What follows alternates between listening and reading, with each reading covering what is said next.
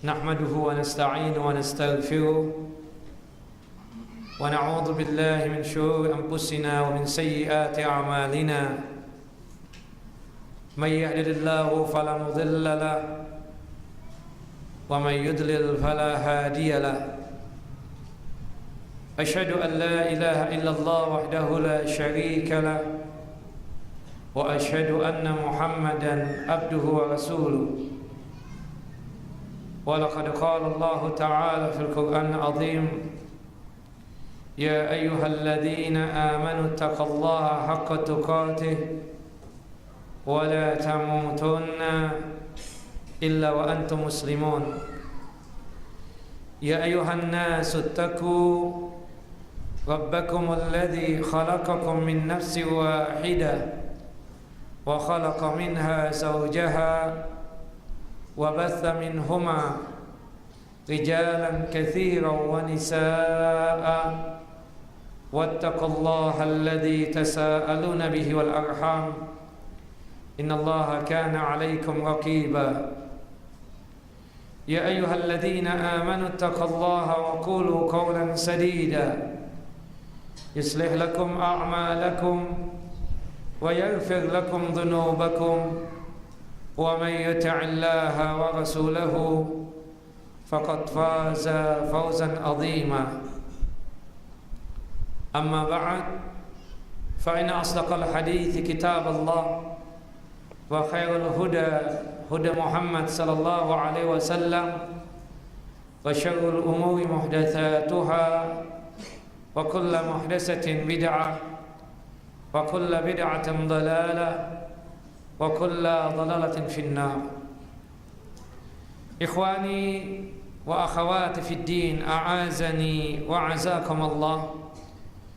Bapak dan Ibu yang selalu dimuliakan oleh Allahu Jalla Jalaluh, melanjutkan mabahas kita dan kajian kita, pembacaan kitab Umdatul Ahkam karya Syekh Al-Allamah Al-Muhaddis Al-Faqih Abdul Ghani bin Abdul Wahid bin Ali Al-Maqdisi rahimahullah rahmatan wasi'ah, yang dimana kita masih membahas tentang suhud sihatus salat. Suhud sihatus salat, syaratnya sahnya ibadah kita. Sebagaimana yang kita sudah bahas pada kesempatan yang lalu, kita sudah menerangkan dan menjelaskan syarat sahnya ibadah salat berkaitan tentang al-ilmu bidukhuli awqati as-salawatil khamsi awil fardhi. Kita sudah menjelaskan satu syarat daripada ibadah solat. Yang pertama adalah masuknya waktu solat. Sudah kita kupas tuntas pada kesempatan yang lalu. Termasuk juga berkaitan dengan at-taharatu minal hadatsaini. Syarat yang kedua daripada ibadah solat kita tersebut adalah suci daripada hadas, baik itu hadas besar ataupun itu hadas kecil. Hadas besar disucikan dengan cara mandi, sedangkan hadas kecil disucikan dengan cara berwudu. Jika kita tidak bisa mandi dan tidak bisa berwudu, maka diganti dengan tayammum.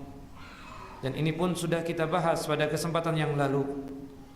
Termasuk yang ketiga, at-taharatu minan najasa, suci daripada najis, terutama berkaitan dengan tiga tempat: badan kita, pakaian kita, dan tempat solat kita harus suci daripada najis. Nah, ini tiga syarat sahnya ibadah solat kita yang sudah kita bahas. Kita masuk kepada syarat sahnya ibadah solat kita yang keempat, yaitu satrul aurah, menutup aurat. Allahu Jalla Jalaluh berfirman di dalam surah Al-A'raf ayat 31. Al-A'raf surah yang ke-7 ayat 31. Qala Allah Ta'ala, Allah berfirman, ya bani Adam khudhu zinatakum inda kulli masjidin. Wahai anak keturunan Adam, ambillah perhiasan kalian setiap kali kalian sholat. Kata para ulama tafsir, termasuk Al-Imam Ibnu Katsir rahimahullah, dulu manusia ketika tawaf di Ka'bah sebelum diutusnya Nabi Muhammad SAW, sebelum diutusnya Nabi Muhammad SAW ada tawaf di Ka'bah, sekaligus kepada berhala mereka, orang-orang musyrik melakukan tawaf. Tapi tawaf mereka itu sangat jauh dari kebenaran. Salah satu kesalahan dan kebatilan tawafnya mereka tersebut, melakukan tawaf dalam kondisi telanjang. Kemudian dijelaskan oleh Allah Jalla Jalaluhu dan juga termasuk Rasulullah sallallahu alaihi wasallam bahwasanya menutup aurat salah satu kewajibannya ketika tawaf. Ya, ketika tawaf. Makanya dikatakan usturu auratikum wa kanu yatufuna bil baiti auratan. Hai kalian, tutuplah aurat kalian. Ya, ketika kalian tawaf, ini salah satunya. Karena mereka waktu itu tawaf di Ka'bah sebelum diutusnya Nabi Muhammad SAW itu dalam kondisi telanjang. Wal'iyadzubillah. Nah, kalau kita berbicara tentang aurat, satrun artinya menutupi. Sedangkan aurah, kata-kata auratun itu terambil dari kata-kata awar yang artinya aib. Sesuatu yang kita malu untuk mempertontonkannya dan malu untuk menontonnya. Sesuatu yang kita tersebut malu untuk memperlihatkannya dan malu untuk melihatnya. Itulah aurat. Ya kan? Untuk aurat laki-laki, sebagaimana disebutkan dalam hadis Amr bin Shu'aib an Abi an Jaddi marfu'an, maksudnya sampai kepada Nabi sallallahu alaihi wasallam, qala Rasulullah sallallahu alaihi wasallam, Rasulullah sallallahu alaihi wasallam bersabda, auratu rajuli ma baina surrati wa rukbati, bahwasannya auratnya laki-laki itu apa yang ada di antara pusar atau pusar sampai ke lutut. Itu auratnya laki-laki. Termasuk pusarnya kita tutupin juga. Ketika kita khususnya melaksanakan ibadah salat, dan khususnya juga ketika kita dalam kondisi tawaf, atau bahkan jangan sampai pusar sampai ke lutut ini dipertontonkan kepada orang yang tidak pantas untuk melihatnya. Dan termasuk paha itu bagian aurat. Ya. Meskipun dalam tanda kutip di sini ada khilaf, cuma yang rajih paha kita ini termasuk aurat yang tidak boleh terlihat pada saat kita sholat bil khususnya, dan juga tidak boleh untuk dipertontonkan kepada manusia. Dalam hadis yang sahih, hadis dari jalur sahabat Jalil Jurhat al-Aslami radhiyallahu an, semoga Allah Jalla Jalaluhu meridhai beliau, qala berkata, marra Rasulullah sallallahu alaihi wasallam wa alayya burdatun wa qad inkashafat fakhidhi. Pernah suatu hari ketika lagi asik duduk-duduk, Rasulullah melewatiku. Kemudian kebetulan ada bagian daripada selendangku atau pakaianku terbuka sehingga kelihatan pahaku. Sehingga apa? Kelihatan pahaku. Kemudian Rasulullah langsung menegur aku. Waqala sallallahu alaihi wasallam, "Gutta fakhidaka fa innal fakhidha auratun." Tolong ditutup paha kamu tersebut, karena paha ini adalah bagian daripada auratnya laki-laki yang tidak boleh untuk diperlihatkan, dan kita enggak boleh untuk melihatnya. Ya, seperti itu. Hadis sahih dikeluarkan oleh Al-Imam Daruqutni, Ahmad, dan juga Al-Imam Abu Daud. Sedangkan auratnya perempuan, sebagaimana disabdakan oleh Nabi SAW dalam hadis yang dikeluarkan oleh Al-Imam At-Tirmidzi dan juga Al-Imam Ibnu Majah, wal mar'ah kullaha auratun illa wajhaha wa kaffaiha. Wanita tersebut seluruh tubuhnya itu aurat kecuali muka dan kedua telapak tangan. Dan itu dikuatkan dalam hadis yang sahih, hadis dari Ibunda Aisyah radhiyallahu anha. Ketika itu Asma, saudaranya daripada Ibunda Aisyah, saudara perempuan daripada Ibunda Aisyah, datang ke rumah Aisyah. Kebetulan di tempat tersebut ada Nabi SAW. Kebetulan pada saat itu Asma dalam kondisi belum berbusana muslimah. Rasulullah berpaling, tidak mau untuk melihat Asma, kemudian sambil berkata, "Wahai Asma, sesungguhnya seorang perempuan jika dia sudah haid, sudah balik, hendaknya dia tersebut menutup seluruh tubuhnya kecuali muka dan kedua telapak tangan." Nah, ini diantara hadis-hadis yang menerangkan tentang masalah aurat. Dan itu kalau kita melihat lagi tentang masalah aurat ini dalam hadis yang sahih, hadis yang dikeluarkan oleh Al-Imam Abu Dawud, Tirmidzi dan juga oleh Al-Imam Ibnu Majah, la yaqbalallahu salata haidin illa bi khimarin. Tidaklah diterima salatnya perempuan yang haid, maksudnya perempuan yang sudah baligh. Perempuan yang sudah baligh tidak diterima salatnya kecuali dia salat dalam kondisi menutup kepalanya, maksudnya berbusana muslimah, seluruh tubuh tertutup kecuali ya muka dan kedua telapak tangan. Nah, ini berkaitan dengan masalah aurat. Yang jelas, ikhwan wa akhawati fid din, azani wa azakumullah, salah satu syarat sahnya ibadah salat kita yaitu menutup aurat kita. Auratnya laki-laki jelas ya, bahwasannya dari pusar sampai ke lutut, sedangkan yang wajib ditutupi ketika sholat pusar sampai ke lutut, sedangkan auratnya wanita itu adalah seluruh tubuhnya aurat kecuali muka dan kedua telapak tangan. Kemudian selanjutnya, syarat sahnya ibadah salat kita yang kelima adalah istiqbalul kiblat, menghadap kiblat. Dan kiblatnya kita tersebut kemana? Ke Ka'bah. Sebagaimana yang Allah Jalla Jalaluhu firmankan di dalam surah Al-Baqarah, surah yang kedua, ayat 144 sampai ayat 150. Ayat 144 sampai ayat 150. Di antaranya disebutkan oleh Allah Jalla Jalaluhu, "Fawalli wajhaka syatral masjidil haram."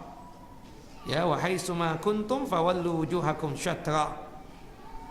Hendaknya kalian ketika salat mengarahkan tubuh kalian ke arah Masjidil Haram, yang dimana di dalam Masjidil Haram tersebut ada Ka'bah sebagai kiblatnya kaum muslimin, sebagai kiblatnya kaum muslimin, ya. Dan ketika kita berada di dalam Ka'bah, itu wajib untuk mengarahkan tubuh kita ini ke Ainul Ka'bah, ke fisiknya Ka'bah tersebut. Makanya kalau antum perhatian, kalau antum nanti gedar Allah ke sana, itu tehal-tehal Masjidil Haram itu kemana mengarahnya? Ke arah fisik Ka'bah, Ainul Ka'bah. Karena ketika kita di dalam Masjidil Haram, wajib tubuh kita ini kita arahkan ke tubuhnya atau ke fisiknya Ka'bah. Tapi ketika kita berada di luar Masjidil Haram, kita wajib untuk mengarahkan tubuh kita ini ke arah Masjidil Haram. Kalau kita beradanya di luar kota suci Makkah Al-Mukarramah, maka kita wajib untuk mengarahkan tubuh kita ini kemana? Ke arah Makkah Al-Mukarramah. Nah, kita di Indonesia ini cuma arah Makkah saja, yang kebetulan dalam kota suci Makkah itu ada Ka'bah. Tidak exactly, tidak tepat fisiknya Ka'bah, cuma arah doang. Jihatul Ka'bah, arah Ka'bah, arah kiblat. Jelas ikhwan? Jadi kalau kita berada di dalam Masjidil Haram, kita ketika sholat tubuh kita arahkan kemana? Ke fisiknya Ka'bah, Ainul Ka'bah. Tapi kalau kita di luar Masjidil Haram, ketika kita sholat kita menghadapkan tubuh kita ke arah mana? Fisiknya Masjidil Haram. Kemudian jika kita tersebut di luar kota suci Makkah, mengarahkan tubuh kita kemana? Ke arah fisiknya kota suci Makkah Al-Mukarramah. Sebagaimana yang terjadi di tempat kita, yaitu di Indonesia ini. Dan dikuatkan lagi menghadap kiblat ketika sholat, sebagaimana pesannya Rasul kepada sahabatnya yang salah dalam masalah ibadah sholat. Qala Rasulullah sallallahu alaihi wasallam, Rasulullah sallallahu alaihi wasallam bersabda, "Idza qumta ila shalah fa asbighil wudu'a summa istaqbilil qiblah." Apabila kalian sholat, hendaknya sempurnakanlah wudu kalian. Karena syarat sahnya ibadah sholat adalah apa? Harus ada wudu. Kemudian setelah itu, summa istaqbil kiblah, hadapkanlah tubuh kalian ke arah kiblat, yaitu arah Makkah Al-Mukarramah yang di dalamnya tersebut ada Ka'bah. Fakabbir, setelah itu baru mengucapkan takbir Allahu Akbar. Dan ini menjadi syarat sahnya ibadah sholat kita. Wajib untuk mengarahkan tubuh kita ketika sholat ke arah kiblat. Jika kita sholat sengaja tidak menghadap kiblat, dipastikan sholat kita apa? Tidak sah. Padahal kita tahu kemana arah kiblat tersebut. Kecuali jika kita mendapatkan satu di antara 4 alasan berikut ini. Boleh sholat tidak menghadap kiblat jika kita mendapatkan satu di antara 4 alasan berikut ini. Yang pertama, jika kita musafir, berada di atas kendaraan untuk melakukan salat sunnah. Jika apa? Jika kita musafir, berada di atas kendaraan untuk mengerjakan apa? Salat sunnah. Itu boleh, kita salat tidak menghadap kiblat. Kondisinya bagaimana tadi?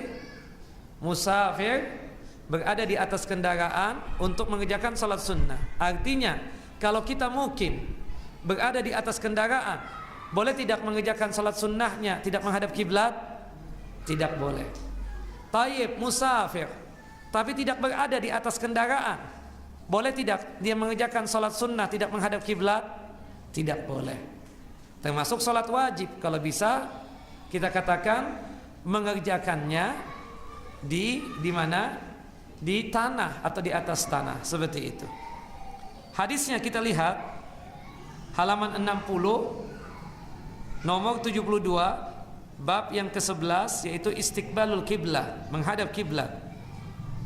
Hadis nomor 72 halaman 60. An Abdullah ibnu Umar radhiyallahu anhuma anna Rasulullah sallallahu alaihi wasallam yusabbihu ala dhahri rahilatihi haitsu kana wajhuhu yumi'u bi ra'sihi.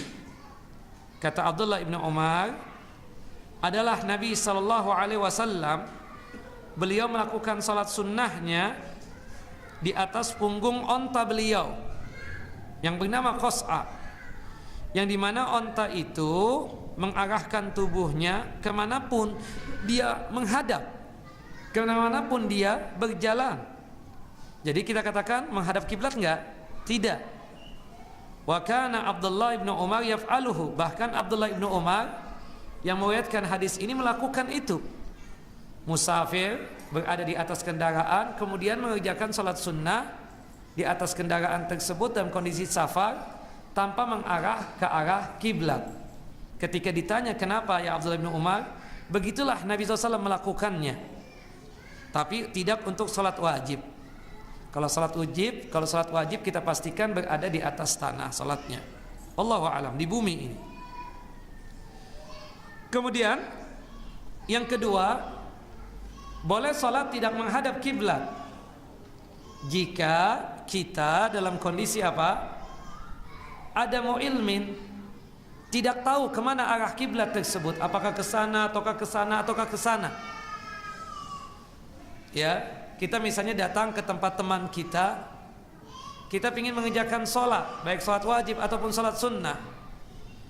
Kita tidak, ketika kita sholat tersebut tidak tahu arah kiblat kemana. Teman kita juga kita tidak tanyain, kebetulan tidak ada di rumahnya. Kita sholat kemudian sesuai dengan hayalan kita dan ijtihad kita, oh mungkin kiblat ke sana. Ternyata salah. Selesai sholat, antum bertanya kepada teman antum, "Syub, tadi ana sholat arahnya ke sana, benar nggak?" "Oh salah, arah kiblat ke sana." Pertanyaan saya, diulang lagi nggak sholatnya? Tidak perlu. Kenapa? Karena ketidaktahuan dia tentang arah kiblat, dan juga tidak ada orang di tempat tersebut. Dan itu sesuai dengan hadis yang dikeluarkan oleh Al-Imam Al-Bukhari dan Muslim, dari hadis dari jalurnya sahabat jalil Abdullah ibnu Umar radhiyallahu anhuma, semoga Allah jalla jalaluhu meridai keduanya, meridai Abdullah dan Umar bin Khattab.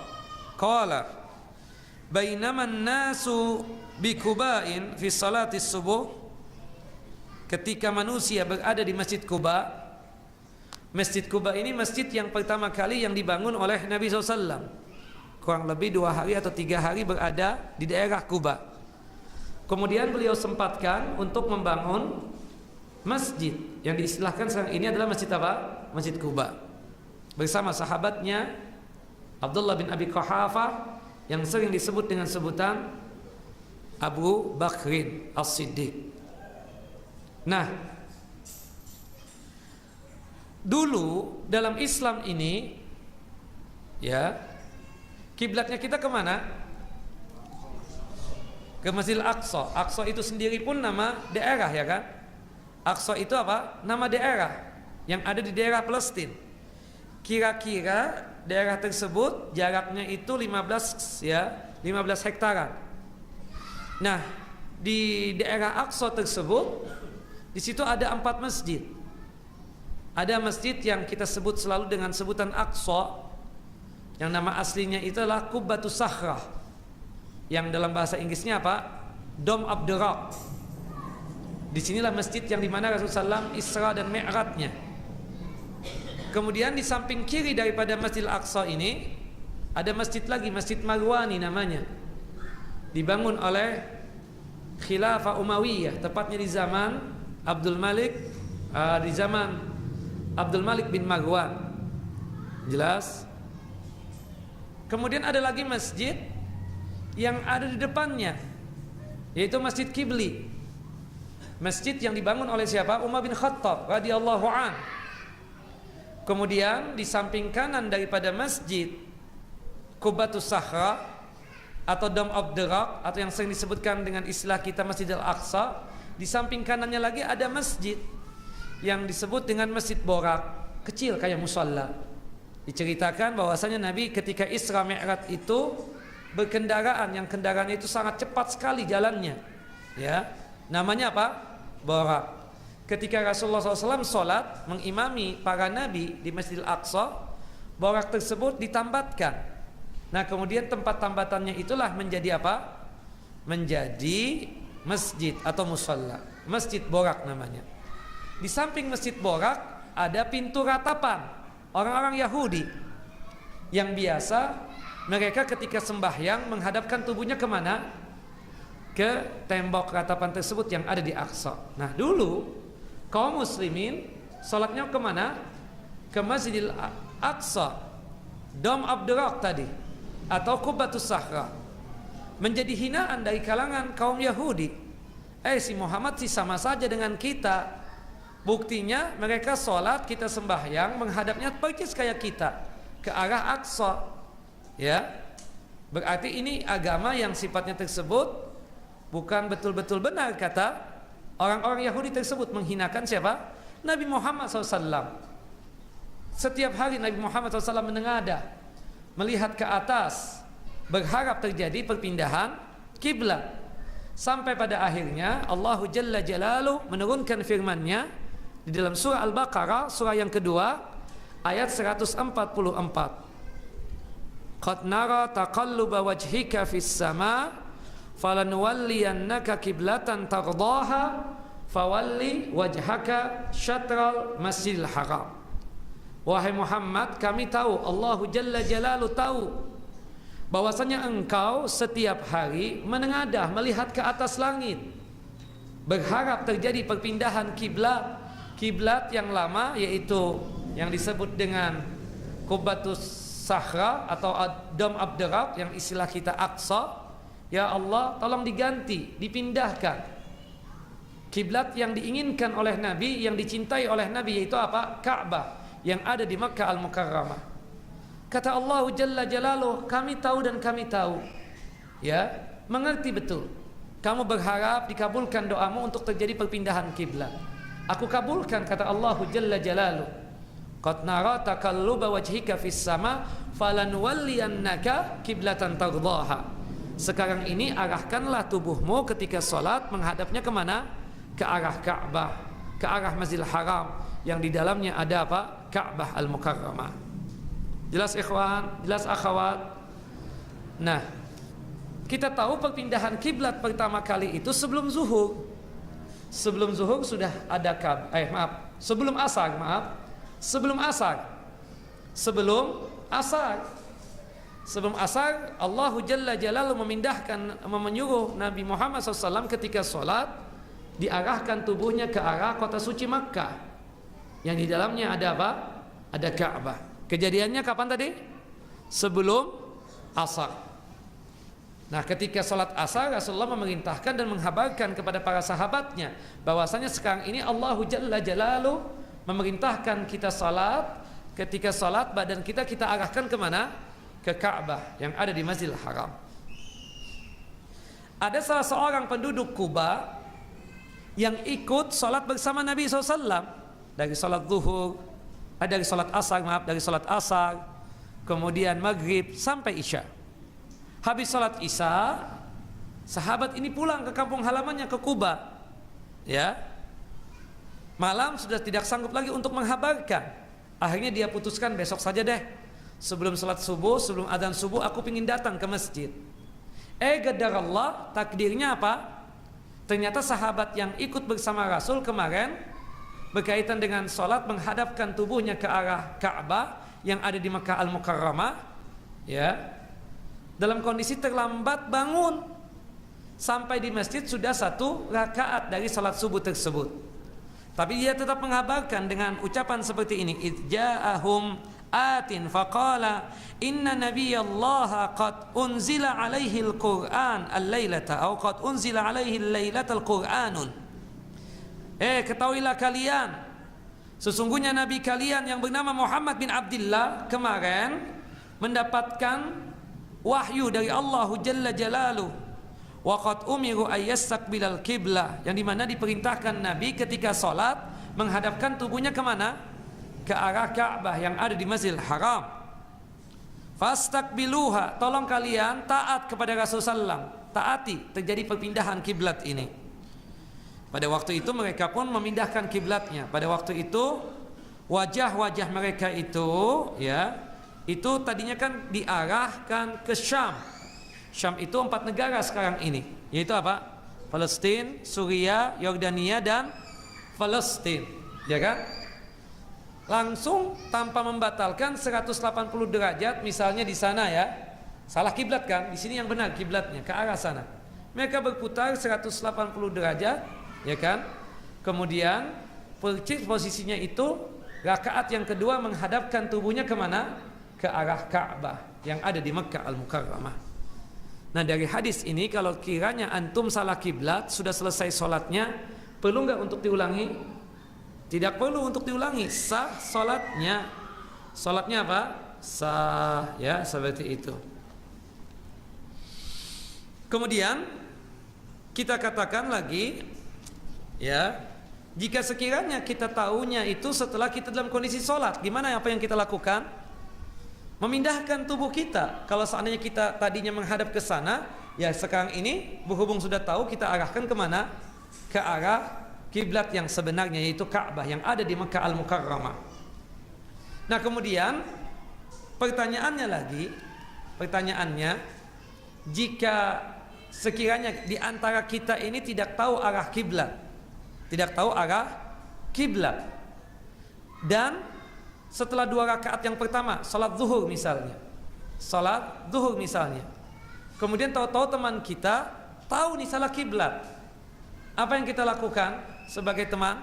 Melihat teman kita atau saudara kita salah dalam masalah kiblatnya, kita beritahu, salah kiblat Wan, arahnya kemana?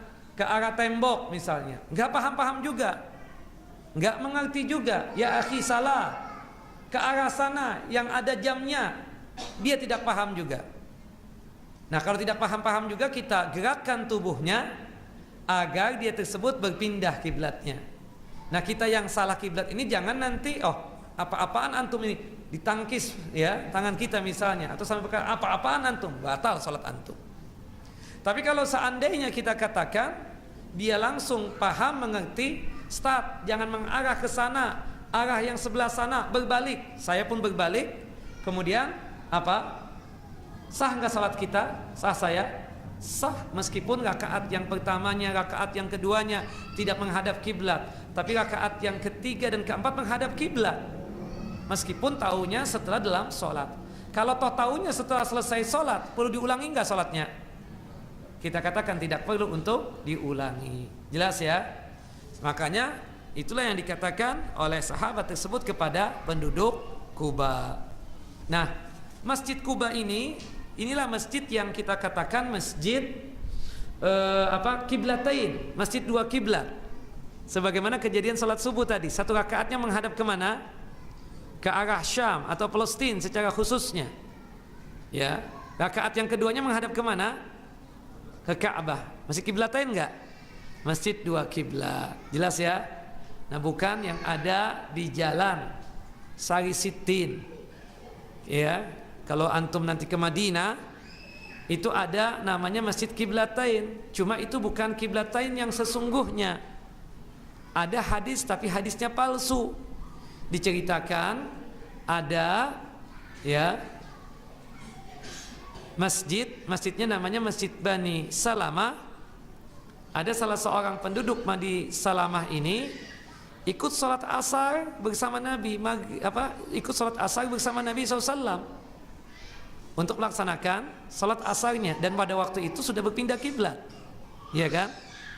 Nah, selesai sholat sahabat ini langsung pulang ke kampung halamannya, yaitu Qabilah Bani Salamah atau perkampungan Bani Salamah.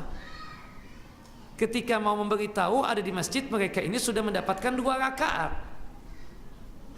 Dua rakaat pertamanya menghadap kemana? Ke Aqsa atau ke Syam, ya. Kemudian berucap juga sebagaimana yang diucapkan oleh kasusnya penduduk Kuba tadi. Ya, salah antum, akhirnya berputar juga 180 derajat. Yang pada akhirnya dan pada ujungnya apa? Mereka 2 rakaat yang pertama asalnya menghadap ke Syam atau ke Palestina, kemudian 2 rakaat yang terakhirnya menghadap ke Ka'bah. Tapi ternyata ini hadisnya apa? Dhaif, bahkan palsu. Yang benar yang berkaitan dengan masalah Masjid Kiblatain yang sesungguhnya itu di masjid apa? Masjid Kuba. Makanya Masjid Kuba ini punya keistimewaan di sisi Nabi SAW. Selain pertama kali masjid yang dibangun Masjid Kuba, yang kedua adalah salatnya kita di Masjid Kuba itu baik salat wajib ataupun salat sunnah. Tidak ada salat khusus Masjid Kuba, tidak ada. Tapi salatnya kita di Masjid Kuba baik salat wajib dan salat sunnah itu terhitung seperti berpahala 1 kali umrah. Sebagaimana disebutkan dalam hadis Abdullah ibnu Umar radhiyallahu anhuma, qala Rasulullah sallallahu alaihi wasallam, Rasulullah sallallahu alaihi wasallam bersabda, man tatahhara min baitihi summa ata masjid Quba fa shalla salatan kana ka ajri umratin atau kana ka ajri umratin. Barang siapa yang mendatangi masjid, barang siapa yang bersuci dari rumahnya, maksudnya ada wudu. Kalau kita dari hotel kita ada wudu sudah, ya, dari rumahnya atau dari hotelnya ada wudu. Kemudian dia datang ke Masjid Kuba, baik dalam kondisi berkendaraan ataupun dalam kondisi berjalan kaki. Kemudian dia sholat di Masjid Kuba, baik itu sholat wajib ataupun sholat sunnah, maka pahalanya senilai apa? Seperti melaksanakan ibadah umrah, 1 kali umrah, ya. Dan ini hadisnya sahih. Dan ini keistimewaan Masjid Kuba. Sedangkan Sari Sitin atau masjid yang kiblatain yang ada di jalan Sitin itu kita katakan itu bukan masjid kiblatain. Sekali lagi tidak ada fadilah apapun. Sama halnya kalau kita sholat di situ sama dengan sholat di masjid kita sekarang ini atau Masjid Al-Ikhlas ini. Jadi sekali lagi yang disebut dengan masjid kiblatain masjid apa? Masjid Kuba. Baik. Nah, ini alasan yang kedua Bolehnya kita salat tidak menghadap kiblat jika kita memang tidak tahu arah kiblat kemana. Ada mu'ilmin.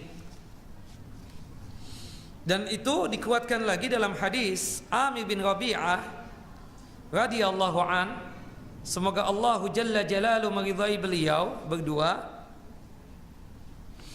Kunna ma'an Nabi SAW, kata Amir, kunna ma'an Nabi SAW fi safarin fi lailatin madlimatin.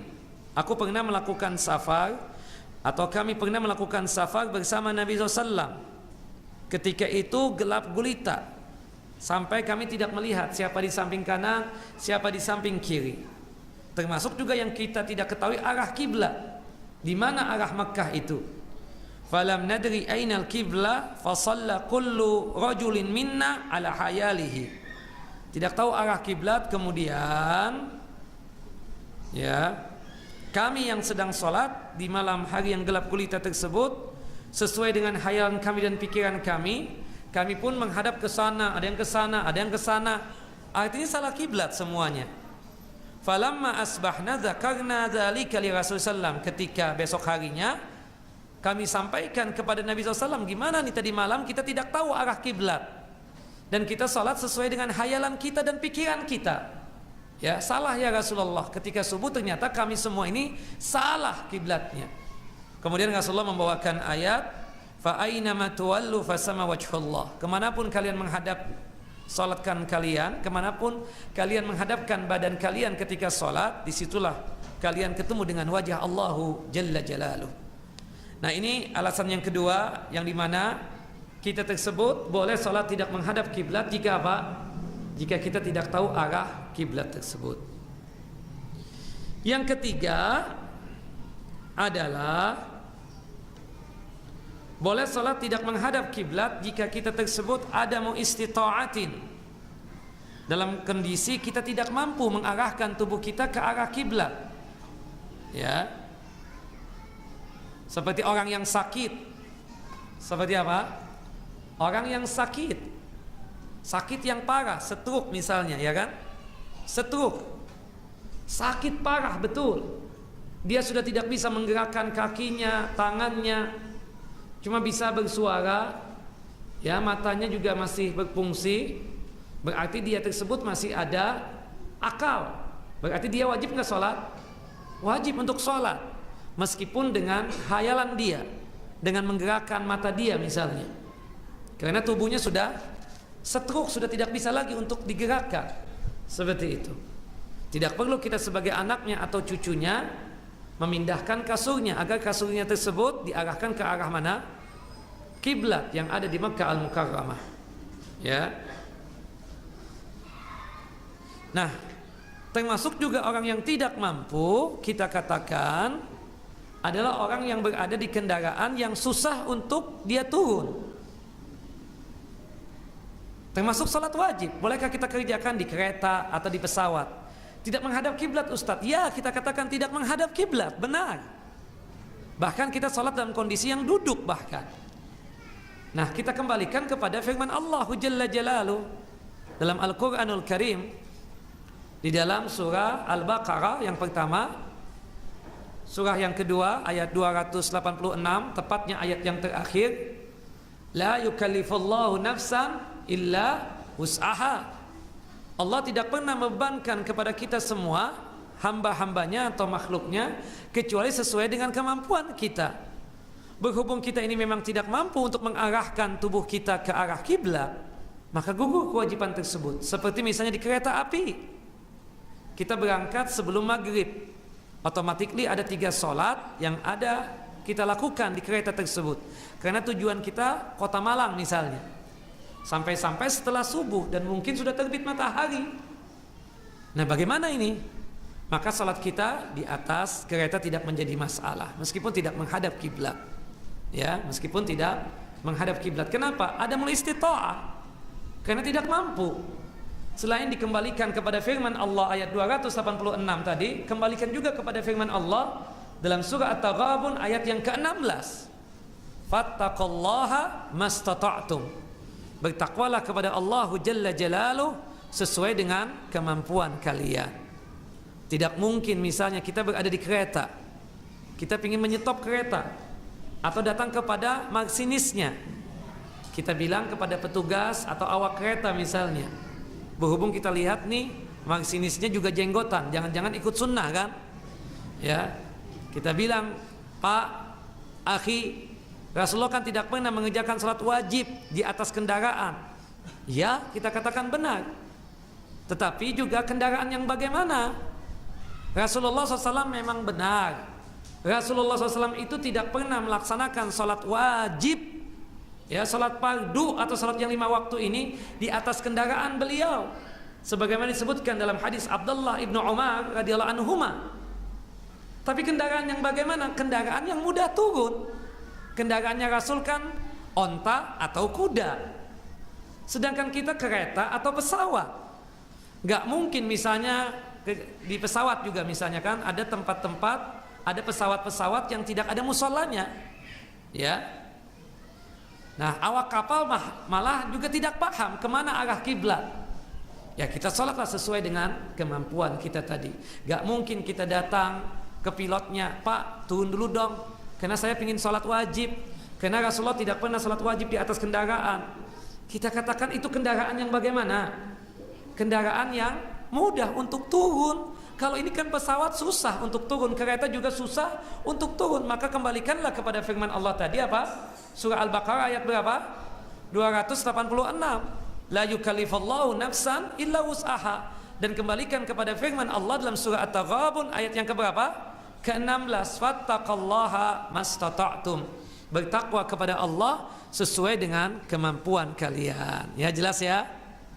Jelas kasus yang ketiga ini?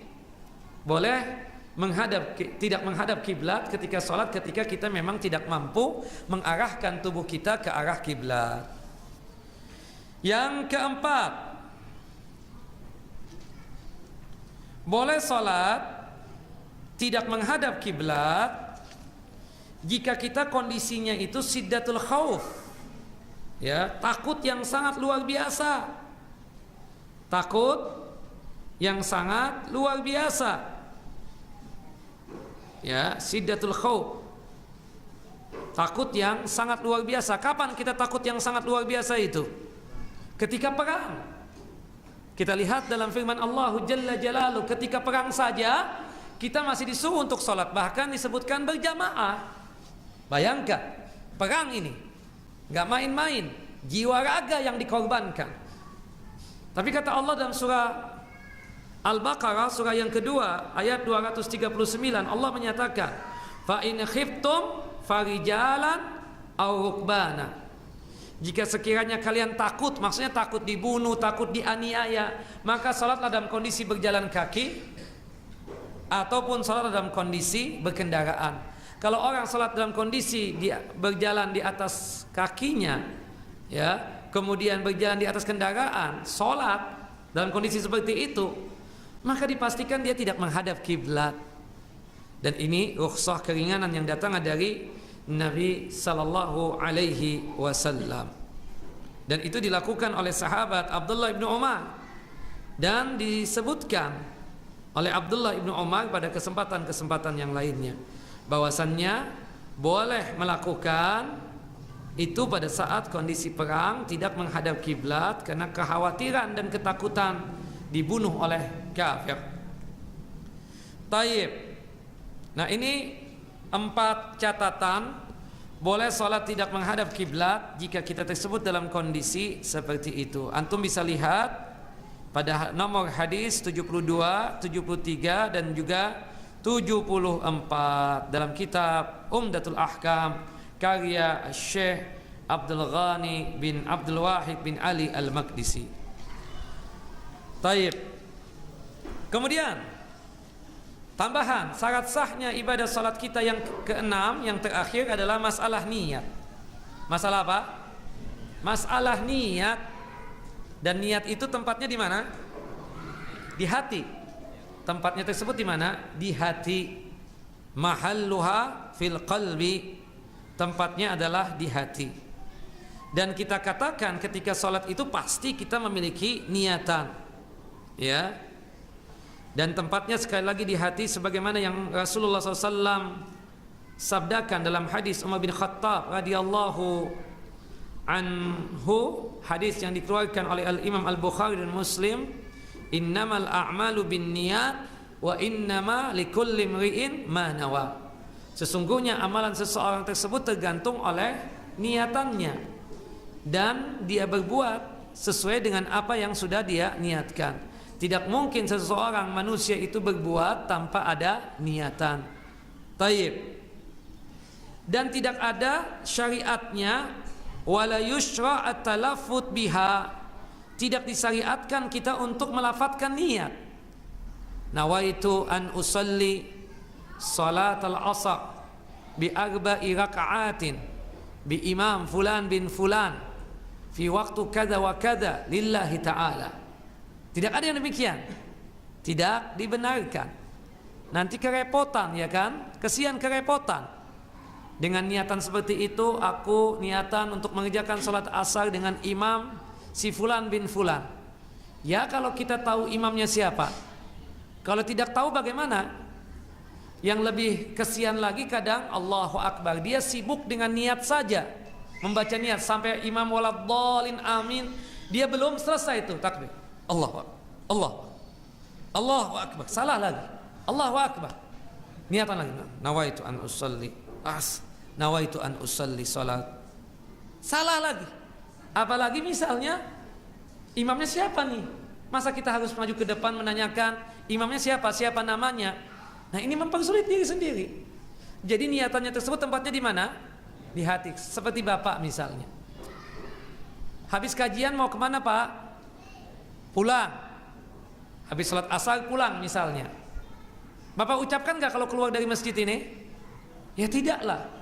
Termasuk juga berkaitan dengan masalah kawin, ibadah enggak? Ibadah. Pernah enggak Bapak melihat ada orang yang membaca niat sebelum dia kawin? Nawaitu an atazawwad bi fulanah binti fulan bi mahar kada wa kada. Pernah enggak? Padahal kan itu ibadah juga. Kenapa kok enggak dilakukan itu? Makan, minum, kalau kita niatannya tersebut untuk ibadah kepada Allah supaya kuat fisik badannya, ibadah enggak? Yang dianjurkan cuma apa? Bismillah, sudah.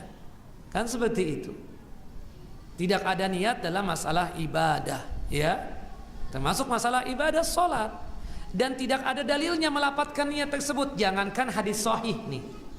Jangankan hadis yang derajatnya hasan, hadis maudhu, hadis yang jelas-jelas palsu, bukan dari Nabi SAW, itu tidak ada yang menyebut tentang bolehnya melapatkan niat yang ada di hati ini ketika kita beribadah. Salah satunya ibadah sholat. Makanya Nabi SAW mengatakan apa? Sallu kama ra'aitumuni usolli. Sholatlah sebagaimana aku sholat, dari takbiratul ihram sampai salam. Pernah nggak Rasulullah sebelum sholat misalnya meniatkan sesuatu?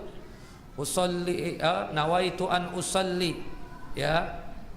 Misalnya salat apa? Salatul asar bi arba'i raka'atin imaman dan lain sebagainya. Tidak pernah. Makmuman, tidak pernah Rasulullah melakukan itu. Bukan apa-apa.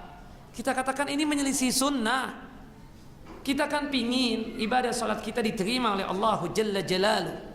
Salah satu yang kita lakukan apa? Selain ikhlas, yaitu ittiba. Salat yang kita lakukan sesuai dengan apa yang dituntunkan dan diajarkan oleh Nabi SAW. Sekali lagi, niat itu mahalluha, tempatnya di mana? Di hati, bukan di bibir, bukan di lisan. Nah, berkaitan tentang masalah niat ini, kita katakan ada manfaat daripada masalah niat tersebut. Yang pertama, dengan kita berniatan di kalbu kita, di hati kita tersebut, itu membedakan antara adat istiadat dan ibadah. Subhanallah. Ya. Kita kawin ibadah bukan? Ibadah kan? Subhanallah. Orang kafir kawin enggak? Kawin juga. Taib. Sekarang orang yang cuma melampiaskan nafsunya saja, kita katakan, ya, kawin untuk apa? Melampiaskan nafsu, syahwat. Kita katakan dia niatan seperti itu kan, maka tidak ada nilai dalam perkawinan dia tersebut. Tapi kalau dia niatkan dengan perkawinan ini untuk ibadah kepada Allah Jalla Jalaluh, berdoa berharap agar dengan perkawinan ini salah satu sebab agar Allah Jalla Jalaluhu mengantarkan kita ke dalam jannah dan surganya. Ada nilai ibadah enggak? Ibadah. Bahkan Rasulullah mengatakan apa? An-nikahu nisfuddin, fattaqullaha fi nisbil baqi. Bahwasanya pernikahan itu setengah agama. Bayangkan, agama ini setengahnya ada pada apa? Ibadah pernikahan. Dan bertakwalah kalian di sisa yang ada, di sisa yang ada atau setengah yang ada daripada bagian agama ini. Bekerja ibadah bukan? Kalau orang mukmin niatan, kenapa antum keluar? Ana suami Ustaz, ana pemimpin rumah tangga, ana harus kerja. Allah yang perintahkan, Rasulullah yang perintahkan untuk mencukupkan anak dan istri. Ketika kita niatan ikhlas untuk mencari ma'isyah, nafkah lahiriah untuk istri kita dan untuk anak-anak kita tersebut, apa? Ibadah enggak? Ibadah. Orang kafir juga keluar mencari kerjaan, bekerja, tapi ada nilai ibadahnya enggak? Tidak ada.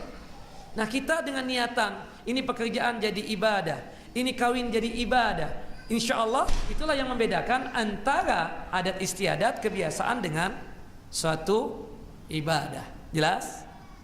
Tayyib, dengan niatan juga yang membedakan antara ibadah dengan ibadah yang lainnya, ya.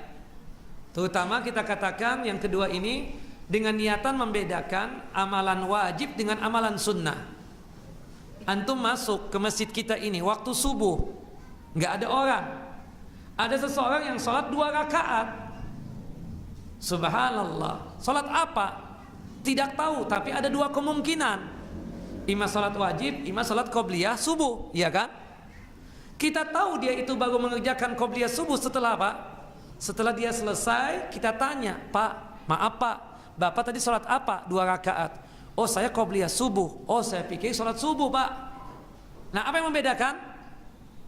Niat. Termasuk juga saya tanya, hari Kamis kemarin, besok Senin kita katakan, antum besok puasa? Iya Ustaz, puasa. Puasa Senin Kamis? Oh enggak, saya puasa 3 hari setiap bulan. Yang membedakan apa? Niat. Antum puasa apa besok? Puasa Nabi Daud Ustaz. Apa yang membedakan? Niat. Termasuk juga yang bisa membedakan antara wajib dengan sunnah, misalnya kita katakan besok antum puasa sunnah Senin Kamis, puasa hari Senin. Enggak, saya belum bayar utang puasa wajib Ustaz, kemarin Ramadan saya sakit seminggu. Nah, baru bisa terlaksana nih, ini besok nih baru bisa terlaksana. Apa yang membedakan? Niat.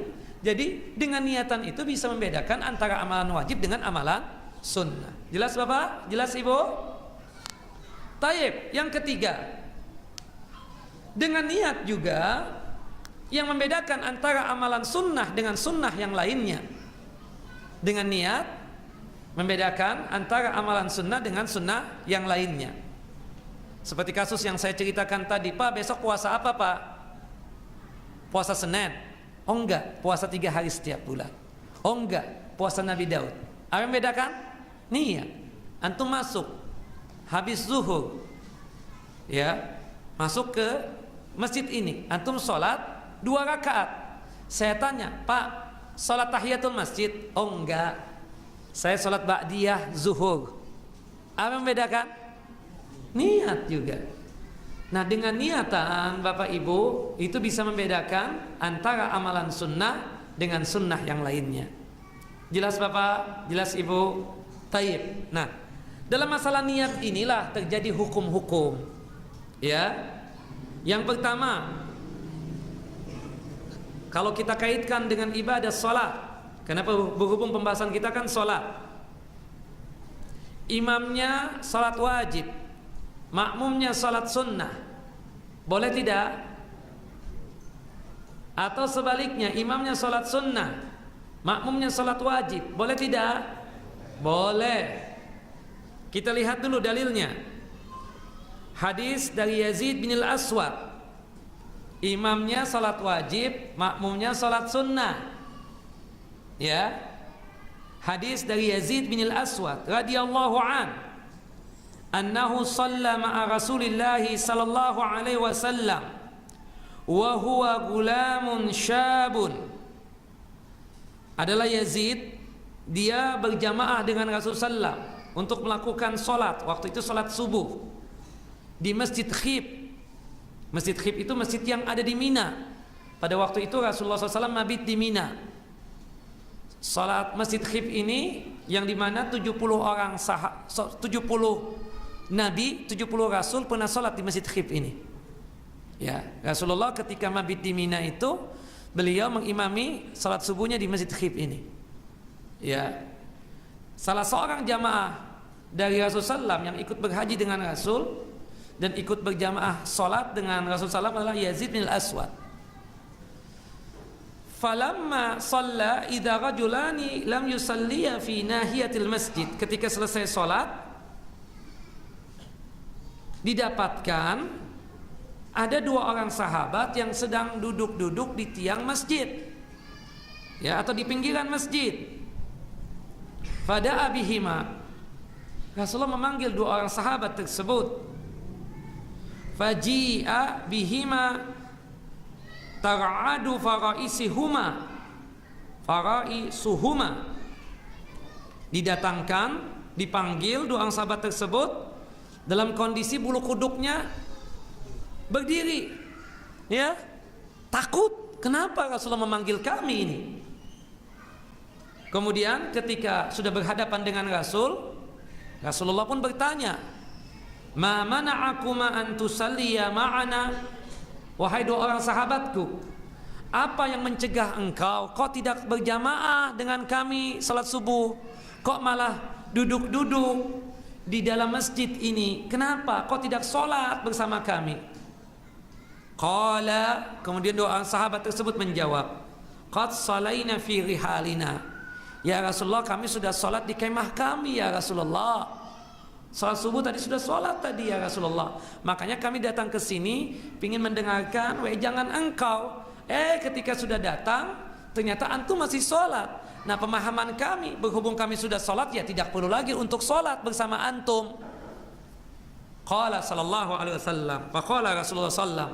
Rasulullah pun menjawab dan memberikan wejangan, la taf'alu, jangan kalian lakukan lagi.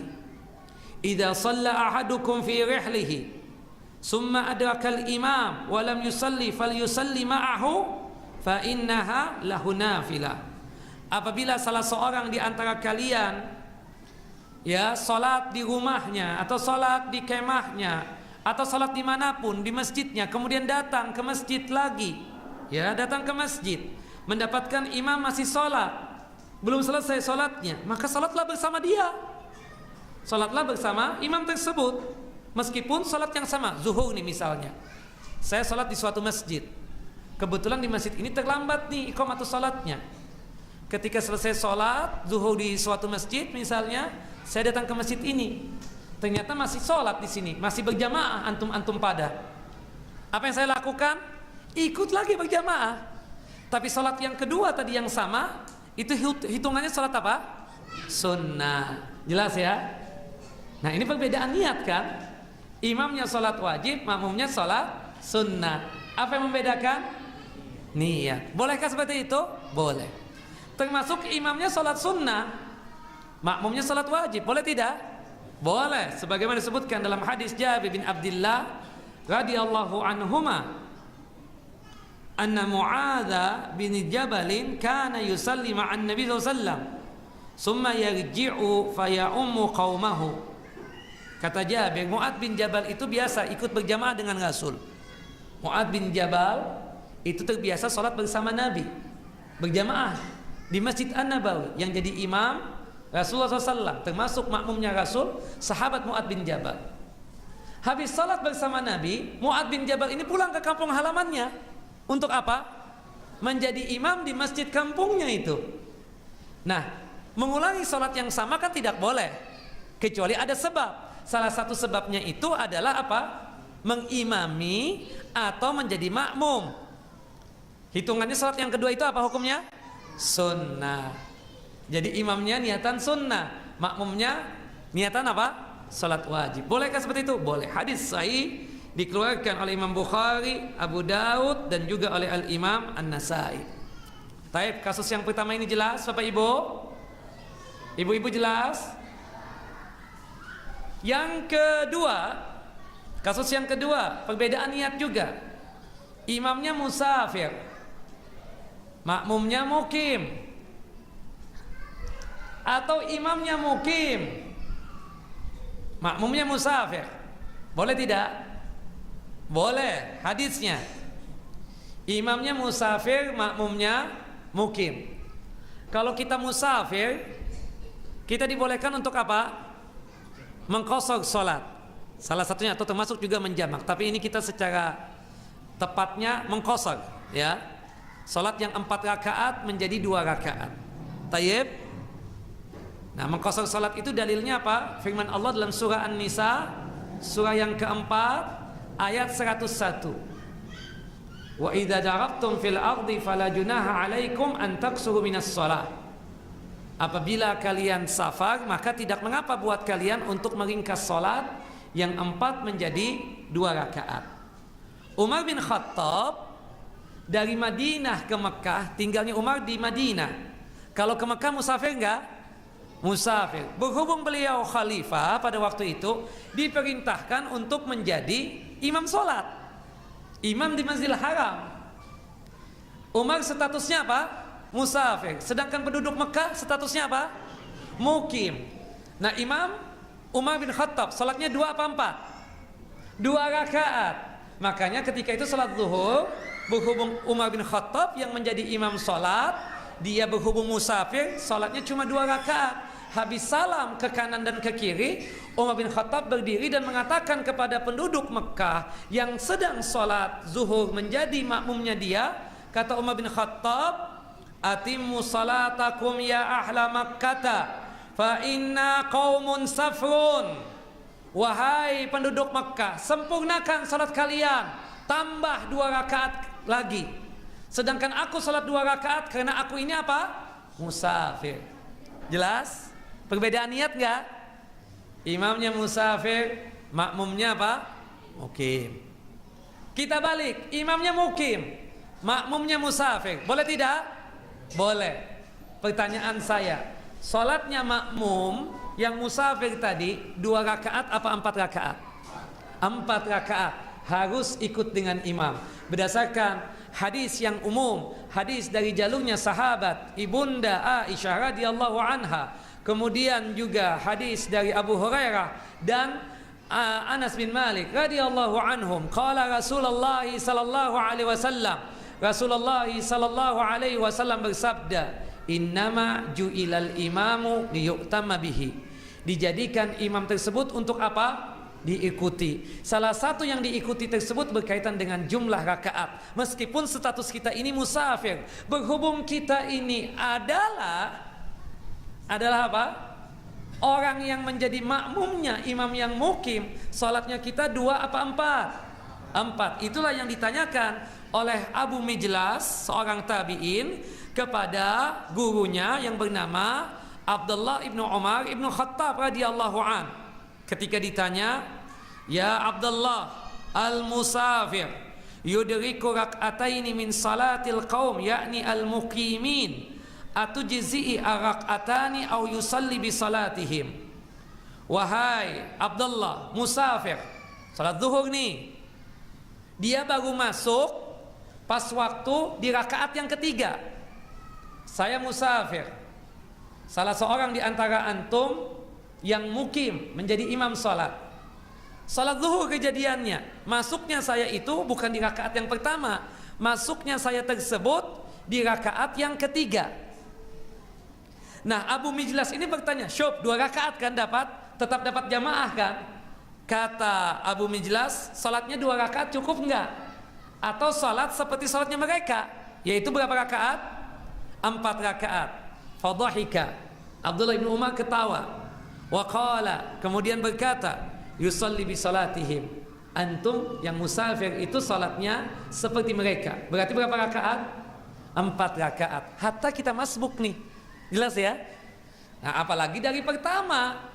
Kita salat zuhurnya bersama imam dari pertama misalnya, berarti kita salatnya berapa rakaat? 4. Termasuk juga yang masbuk. Ya, jangan berhubung masbuk 2 rakaat sama nih. Tidak bisa. Berhubung dia ikut dengan imam yang mukim, harus disempurnakan sebagaimana salat imam yang mukim. 4 apa 2? 4 rakaat. Jelas Bapak Ibu? Taib. Kemudian selanjutnya, nah ini imamnya perbedaan salat.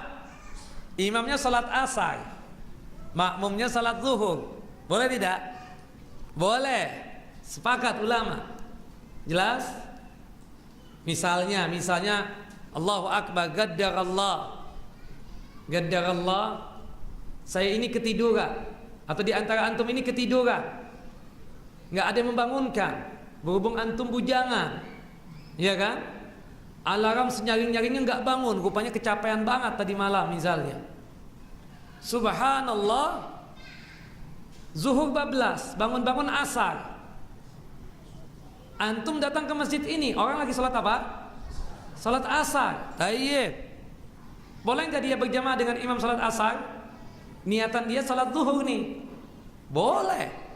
Iya kan? Nah kalau 4 sama 4 nggak ada masalah. Yang menjadi problem maghrib dan isya. Iya kan? Tayyib. Macet total, hujan lebat kayak kemarin nih. Allahu Akbar. Kita di tol, nggak bergerak nih tol. La ilaha illallah. Kita nggak mungkin meninggalkan mobil di kendaraan, meninggalkan kendaraan atau mobil di tol, nggak mungkin. Bisa hilang nanti, ya kan? Allahu Akbar. Ketika kita keluar dari tol mendapatkan masjid sudah isya. Tayyib. Boleh nggak kita yang belum salat maghrib ini berjamaah dengan imam salat isya? Boleh. Tayyib. Kita kan maghrib 3 rakaat, sedangkan imam isya berapa rakaat? 4 rakaat. Gimana ini? Tayyib. Jika sekiranya masuknya pas waktu rakaat yang kedua dari imam, nggak ada problem, iya kan? Kita masuk nih, ternyata sudah rakaat yang kedua. Imam 3, kita pun juga 3. Tapi menjadi problem dan masalah jika sekiranya kita masuk pas waktu rakaat yang pertama. Di sini nanti imamnya 4, kita 3. Boleh tidak? Boleh. Apa tidak kita ikut berjamaahnya? Untuk berjamaahnya iya. Cuma nanti pas waktu rakaat yang ketiga, berhubung kita salat maghrib 3 rakaat, imamnya salat isya 4 rakaat, kita nggak mungkin naik ikut 4 rakaat. Imam naik untuk rakaat yang keempat, ikut naik juga, batal salat kita. Kenapa? Karena niatan kita salat apa? Salat maghrib. Jadi apa yang kita lakukan? Kata para ulama, di antaranya Syekh Islam Ibnu Taimiyah, kemudian Ibnu Qayyim, kemudian juga dikatakan oleh para ulama mutaakhirin seperti Syekh Abdul Aziz bin Baz, Syekh Muhammad Nasiruddin Albani, Syekh Muhammad bin Shalih Al-Utsaimin, ya rahimahullah rahmatan wasi'ah. Ya, termasuk juga ulama yang masih hidup seperti Syekh Shalih Al-Fauzan, ya, dan yang lainnya menyebutkan ketika kita mendapatkan kasus seperti itu, kita mendapatkan 2 pilihan. Pilih salah satunya. Yang pertama, salam sendirian, mufaraqatul imam, berpisah dengan imam. Kalau ada alasannya, ada uzurnya, ya kan, dibolehkan. Termasuk tadi, kita nggak mungkin untuk naik juga. Kenapa? Imam sudah 4 rakaat, sedangkan kita 3 rakaat. Salat maghrib, imam salat isya, iya kan? Maka kita salam sendirian ke kanan dan ke kiri setelah tasyahud dan salawat Nabi tentunya. Atau pilihan yang kedua, pas waktu rakaat yang ketiga kita duduk tawarruk, duduk tasyahud yang terakhir, tidak membaca apa-apa dulu, biarkan imam berdiri. Nanti ya, ketika imam sudah duduk tasyahud yang terakhir juga, sama seperti bagaimana kita, baru kita membaca tasyahud, salawat Nabi, kemudian doa sebelum salam. Imam salam, bagus salam. Jelas nggak Bapak 2 kondisi ini? Jelas nggak 2 cara seperti ini? Ibu-ibu jelas? Baik.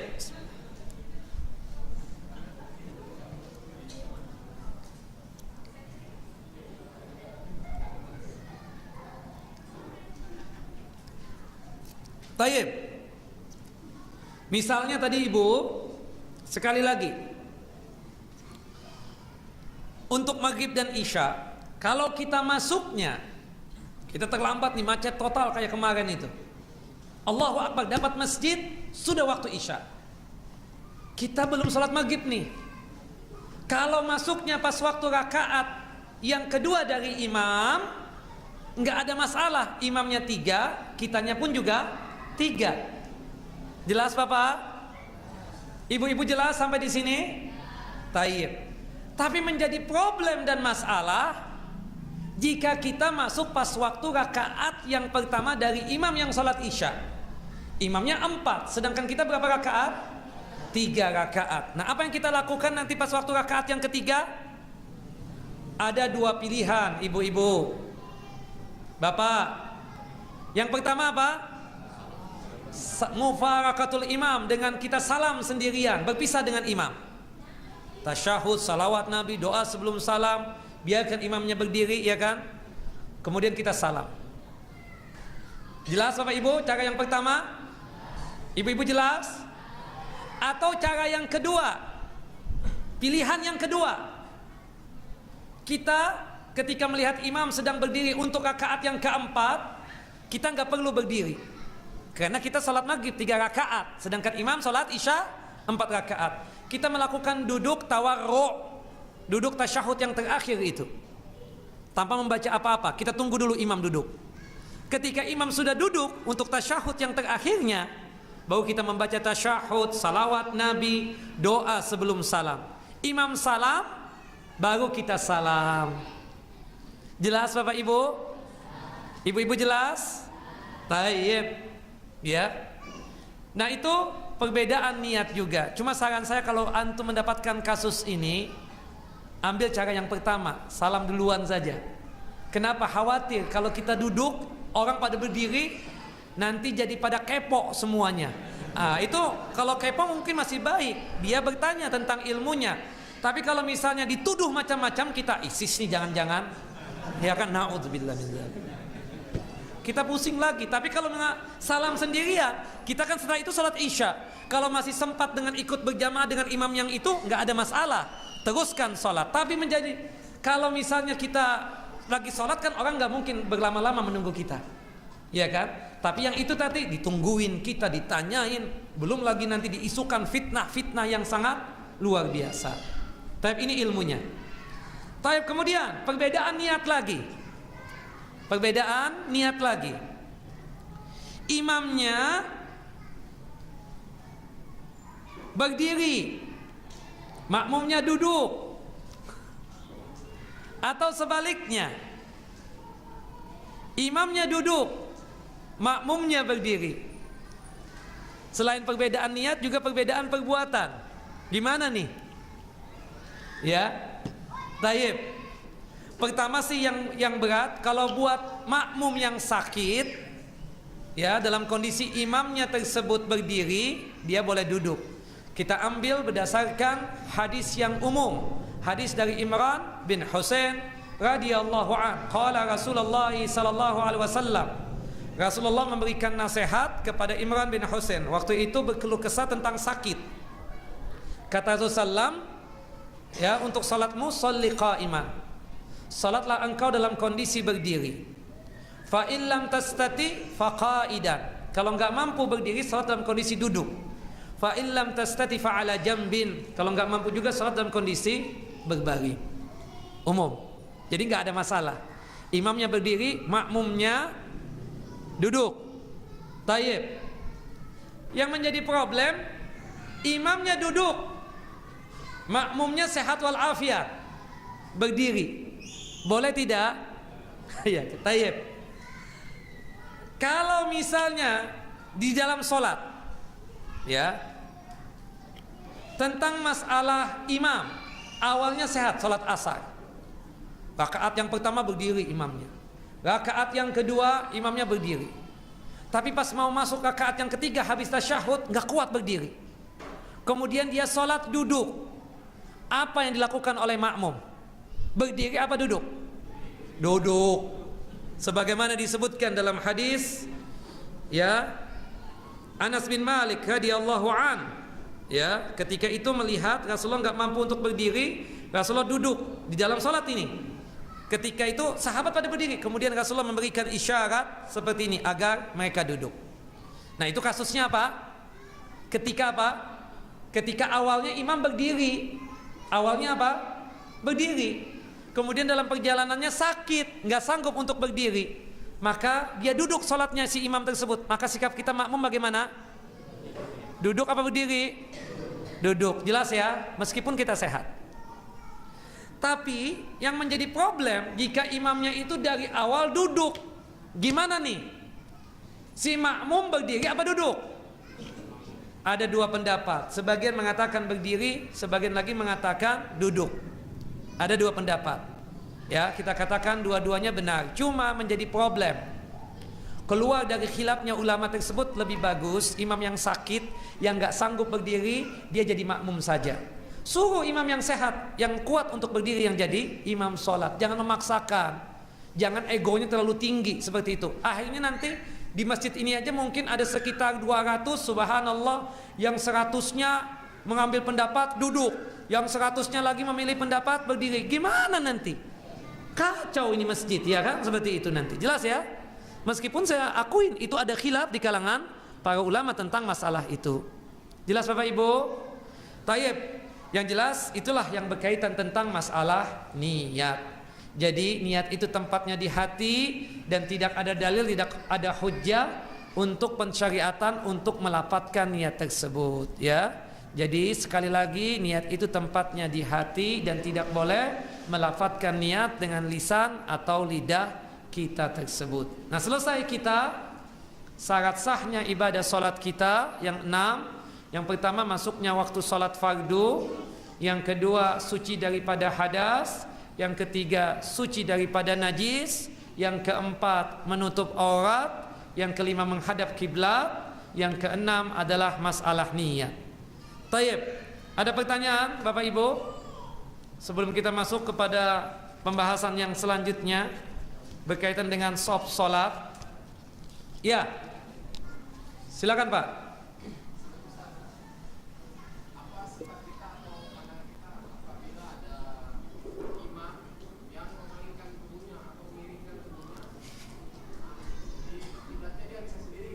Iya, termasuk makmum ada juga yang begitu.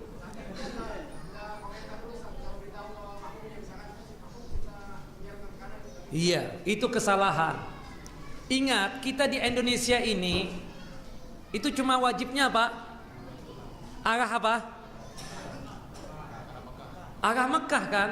Tidak exactly, apa exactly itu tepat badannya Ka'bah. Jadi pada 2 tahun yang lalu kan atau 3 tahun yang lalu kan ada sempat isu pergeseran kiblat katanya karena tanah erosi. Nah, itu kita katakan ya Allah bergerak sedikit doang, kita katakan maksudnya apa di sini? Arah Mekahnya masih tepat gak kita ini? Mekah di mana? Kesana kan? Mekah luas gak? Kena gak? Meskipun kita gak merubah ini, tetap kena kan? Seperti itu. Makanya tadi sekali lagi, yang berada di dalam Masjidil Haram tubuhnya wajib untuk dihadapkan ke arah mana? Ke arah fisiknya Ka'bah. Bagi mereka yang berada di luar Masjidil Haram, ketika sholat mereka wajib ataupun sunnah, wajibnya mereka mengarahkan tubuhnya ke arah mana? Fisiknya Masjidil Haram. Bagi mereka yang berada di luar kota suci Makkah Al-Mukarramah, termasuk Indonesia, menghadapkannya itu ke arah mana? Makkah Al-Mukarramah. Jelas Pak? Yang lebih mengerikan lagi makmum. Oh, ini salah kiblat nih, salah apa? Ya Allah ya Rabb, nggak ada yang salah kiblat insya Allah. Coba antum lihat di Kompas, pasti kita ini arahnya Makkah Al-Mukarramah. Kalau misalnya imamnya ke sana lurus, kemudian makmumnya melencong begitu, kaif hada sah salatnya? Nggak mungkin lah seperti itu. Dia tidak ikut imam. Innama ju'ilal imamu liyutamma bihi. Seperti itu. Kalau ingin mereng semua, mereng semua. Kalau ingin mereng nih imamnya mereng, semuanya mereng. Seperti itu. Kalau memang benar salah, tapi setahu saya nggak salah, apalagi di masjid kita ini. Jelas ya? Tayyib. Ustaz, bagaimana jika salat witir sedang dilakukan dan sudah terdengar adzan subuh? Apa yang dilakukan? Terus atau membatalkan? Terus. Ya. Yang membatalkan itu kalau iqamatus salat berkaitan dengan salat sunnah.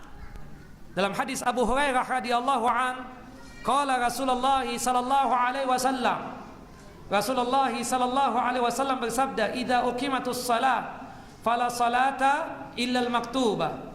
Apabila dikumandangkan iqamatus salat, maka tidak ada salat sunnah lagi kecuali salat wajib yang akan dilaksanakan. Misalnya rakaat yang pertama atau pas waktu kita takbiratul ihram, tahu iqamatus salat, maka batalkanlah. Tapi para ulama berdebat, jika dia sudah dapat satu rakaat gimana nih Ustaz? Apakah dibatalkan ataukah diteruskan? Ada dua pendapat. Sebagian ulama mengatakan batalkan berdasarkan keumuman hadis dari Abu Hurairah radhiyallahu anhu tadi. Ada mengatakan teruskan dengan bacaan yang cepat. Saya memilih teruskan dengan bacaan yang cepat sebagaimana pendapatnya Syekh Muhammad bin Shalih Al-Utsaimin rahimahullah rahmatan wasi'ah. Tapi kalau baru nih, baru rakaat yang pertama Allahu Akbar, tahu-tahu terdengar iqamah, lebih bagus apa? Dibatalkan.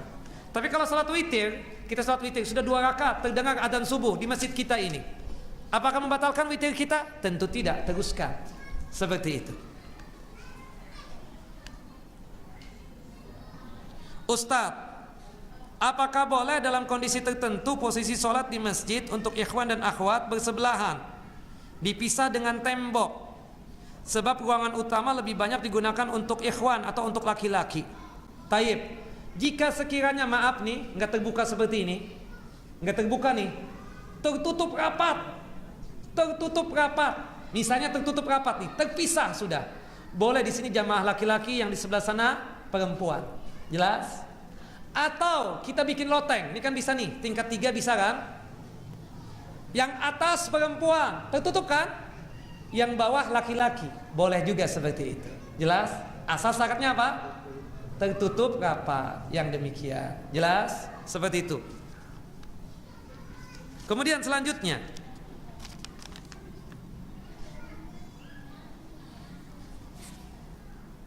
tapi kalau seandainya terbuka seperti ini, lebih bagus apa? Laki-laki di depan, kemudian perempuan di belakang, jamaah perempuan di belakang.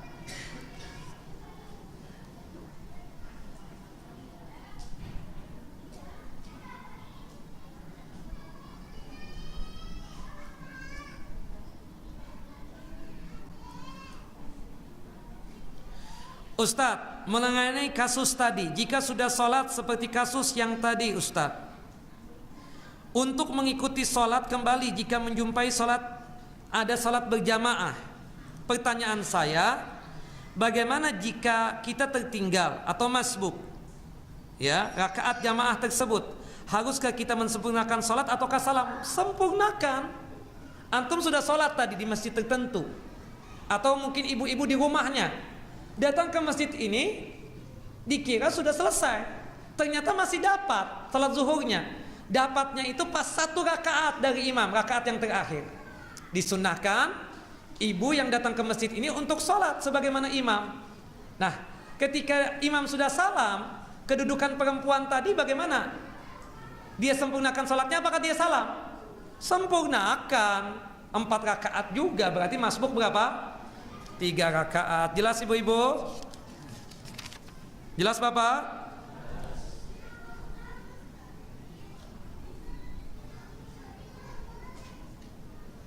Sudah kita jawab.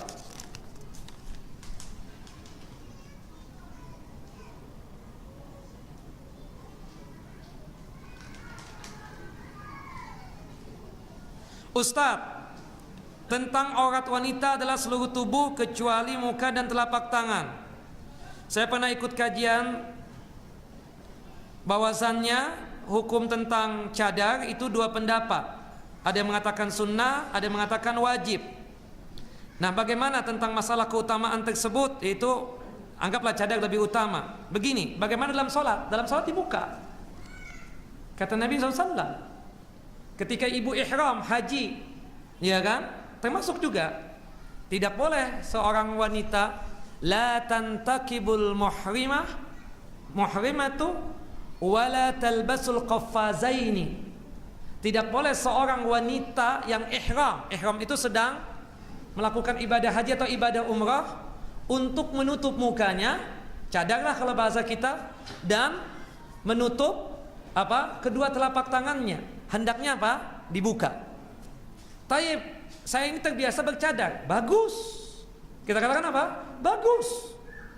Tapi ketika ibu sholat, ketika ibu ihram, baik haji ataupun umrah, itu dibuka, ya kan? Ketika misalnya lagi ihram tersebut, tawaf lah misalnya, ya, tawaf 7 kali, ada sekelompok laki-laki yang lewat, berhubung terbiasa bercadar, mungkin dipelototin atau dilihat oleh laki-laki tersebut, tutup. Ketika sudah lewat, sekelompok laki-laki tersebut dibuka. Tapi kalau dalam sholat kan ibu tersendiri, ibu di kamar, di rumah, berarti apa? Seluruh tubuh tertutup kecuali muka dan telapak tangan. Jangan juga nanti ya sebagaimana ditutup begitu. Ya, kita katakan. Karena disebutkan di sini ya, al-mar'atu auratun illa wajhaha wa kaffaiha fi shalah. Iya kan? Bahwasanya seluruh badannya wanita tersebut aurat kecuali muka dan kedua telapak tangan di dalam salat terutama. Iya kan? Di dalam salat. Jadi kita katakan di dalam salat tersebut apa? Apa? Ketika dalam salat perempuan yang bercadar dibuka kan? Ya, seperti itu. Termasuk kedua telapak tangannya. Nah, jadi seluruh tubuh tertutup kecuali muka dan telapak tangan. Tapi saya tidak berbicara tentang masalah hukum cadar. Yang bercadar silakan. Ya kan? Bagus, utama. Tapi juga jangan menyalahkan orang yang tidak bercadar seperti itu.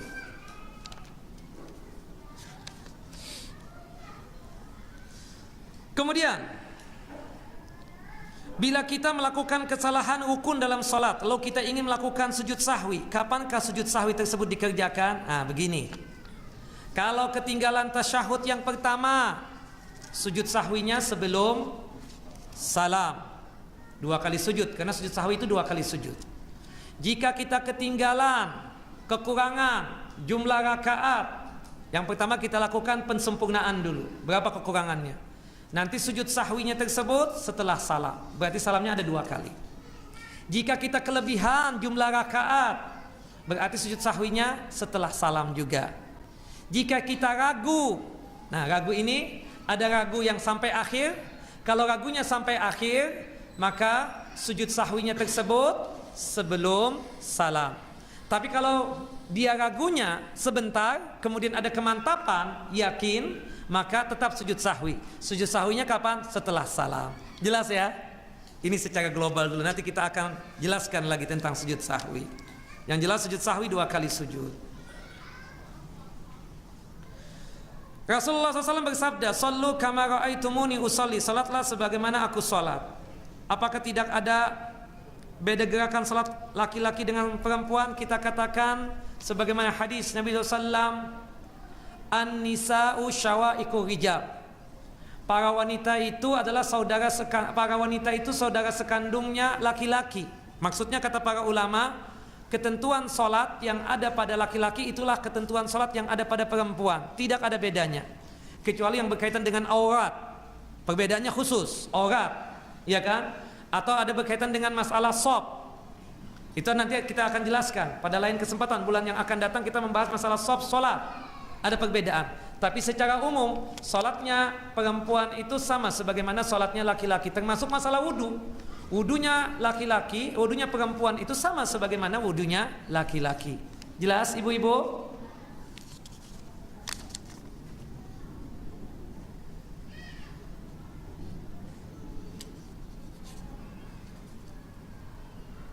Apakah ada perbedaan tata cara salat laki-laki dan wanita seperti dalam hal sujud? Tidak ada perbedaan. Hadis Abdullah bin Abbas mengatakan apa tentang sujud? 7 anggota badan harus terkena. Yang pertama apa? Jidat dan hidung. Yang kedua dan ketiga, kedua telapak tangan. Yang keempat dan kelima, kedua lutut. Yang keenam dan ketujuh, jari jemari kaki. Tidak ada perbedaan antara sujudnya laki-laki dan perempuan. Subhanallah. Enggak Ustaz, ada yang mengatakan kalau perempuan nanti enggak boleh terbuka kedua tangannya ini, harus ditutup begini. Itu yang dilarang oleh Nabi. Loh, ibu-ibu kan dalam kondisi tertutup aurat enggak waktu sholat? Bu, tertutup sholat, tertutup aurat enggak? Subhanallah, kok bisa-bisanya terlihat aurat? Gimana ceritanya? Apalagi kan seluruh tubuh tertutup, termasuk bagian tubuhnya kan tertutup, tidak jiplak, tidak ketat dan lain sebagainya. Itulah pakaiannya wanita. Maka sholatnya sebagaimana apa? Laki-laki. Terbuka juga kondisi kedua tangan tersebut ketika dia sujud. Artinya seluruh 7 anggota badan ketika sujud itu terkena, termasuk sujudnya wanita. Jidat dan hidung harus kena lantai, kedua telapak tangan harus terkena lantai, kedua lutut harus terkena lantai, termasuk jari jemari kaki kita harus terkena lantai. Jelas Ibu?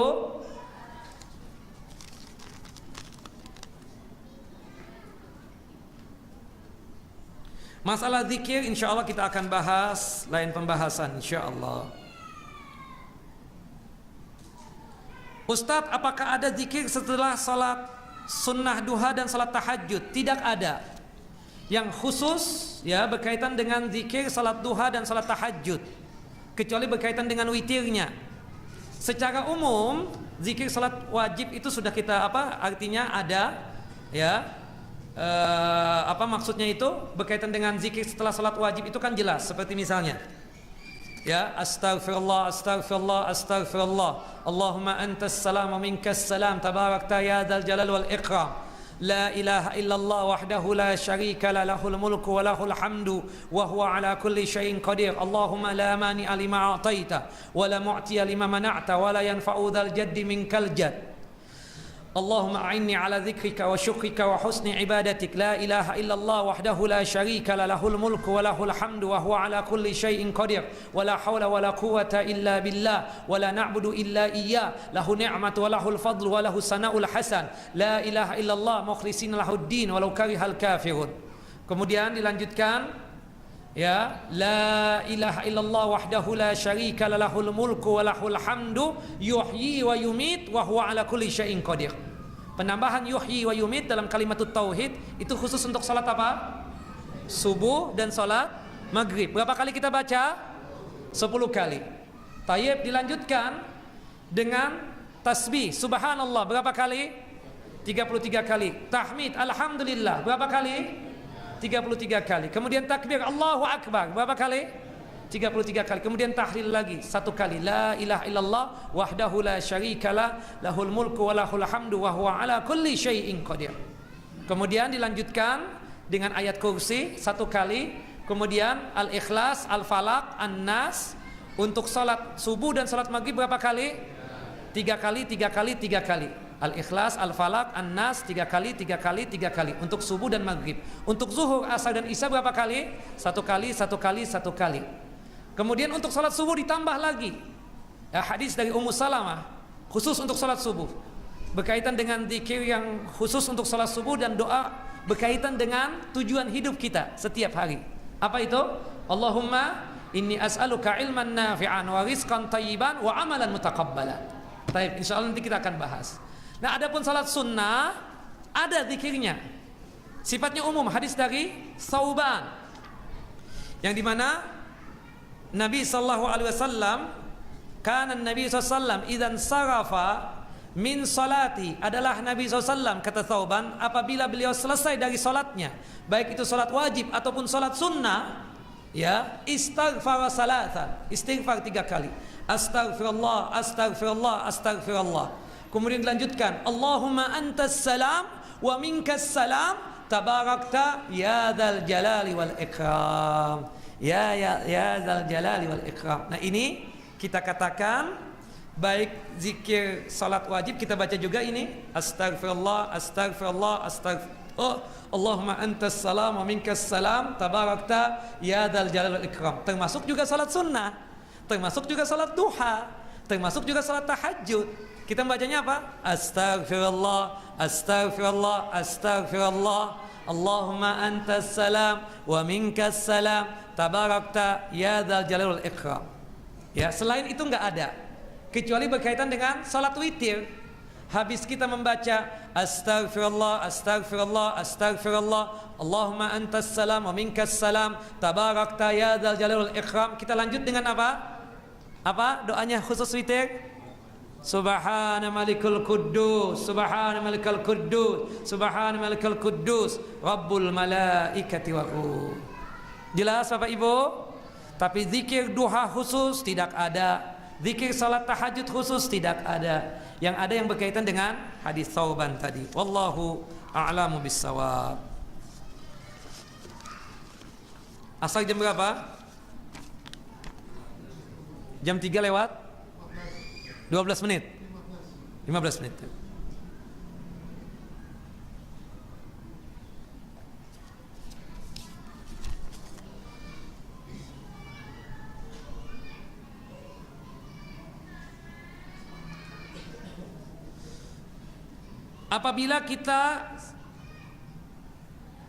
Apabila ada seseorang salat sunnah dan ada orang yang ingin jadi makmumnya dia, kemudian memberikan dengan tangannya, maksudnya sebagai isyarat. Nah, ini isyarat saja. Kita yang sudah paham, maksudnya ketika ada orang yang datang di samping kanan kita, berarti dia ikut berjamaah dengan kita. Kadang kalaupun tepukan-tepukan itu cuma isyarat saja, jangan tepuk yang kencang ya, sekedar tanda saja, isyarat bahwasanya kita sedang ingin berjamaah dengan orang yang melakukan salat sunnah tersebut.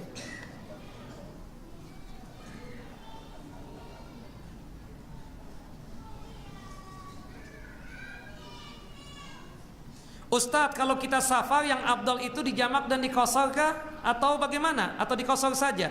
Yang benar, untuk kosornya sunnah, untuk jamaknya apa? Mubah. Boleh antum lakukan dua-duanya. Ya, kalau saya memilih sih biasanya kosor dan jamak. Kosor dan jamak. Rasulullah ketika di peperangan Tabuk 20 hari melakukan kosor dan jamak. Meskipun kita katakan di Mina Rasulullah SAW melakukan kosor saja, tapi ketika di Arafah beliau melakukan jamak dan kosor. Ketika di Muzdalifah juga beliau melakukan apa? Jamak dan kosor juga. Tapi para ulama menggarisbawahi untuk kosornya sunnah, untuk jamaknya hukumnya apa? Mubah. Ya boleh kita lakukan lah. Nanti insya Allah pembahasannya.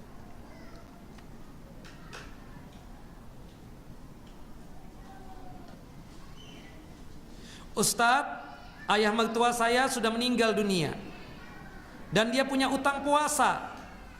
Ya, punya utang puasa. Bagaimana? Apakah wajib bagi kami untuk membayarkan utangnya? Kata Nabi sallallahu alaihi wasallam dalam hadis yang dikeluarkan oleh Al-Imam Bukhari dan Muslim, man mata wa alaihi siyam falyasum waliyu. Barang siapa yang meninggal dunia dan kebetulan dia punya utang puasa, maka wajib ahli warisnya untuk melunasi utang puasanya. Ramadan kemarin, mertua kita atau mungkin ayah kita atau ibu kita meninggal dunia, kita tahu dia punya utang puasa, maka nanti setelah Ramadan ya, atau pas waktu Ramadan, dia tersebut wajib ahli warisnya untuk melunasi utang puasanya. Kalau sekiranya dia melunasi utang puasa dengan berpuasa lagi, berarti setelah selesai Ramadan ya, 11 bulan. Tapi kalau dia ingin melunasi utang puasanya dengan fidyah, kena sakit alasannya sebab dia meninggal itu, maka kita katakan boleh di waktu Ramadan untuk melunasi utang dia tersebut dengan membayar fidyah. Jelas?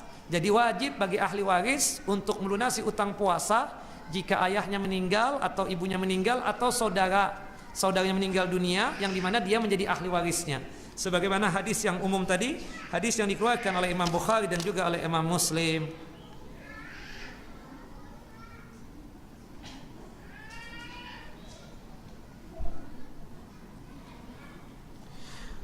Ustadz, di sebagian jamaah terutama wanita, mereka itu ketika membuat shop cuma bagian sajadah nih. Makanya kalau nanti ada rizki ikhwan di antara antum, nah sajadah-sajadah yang kotak ini yang sudah ada istilahnya kaplingan begini ini mengganggu. Kenapa sebagian orang seakan-akan ketika ingin merapatkan, padahal yang punya kaplingan itu tubuhnya kecil, dia tidak mau agar orang masuk di daerah dia tersebut untuk dirapatkan. Makanya kalau antum nih, saya sudah nih, kalau antum punya rizki, tolong belikan karpet di masjid ini.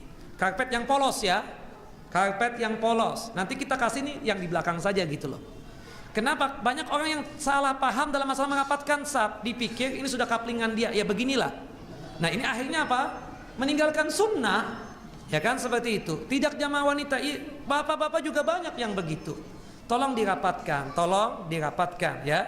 Jangan sampai berhubung dia itu sudah punya kaplingan khusus, maka tidak boleh orang yang masuk menggeser ke samping dia. Ya, ini tidak benar kita katakan.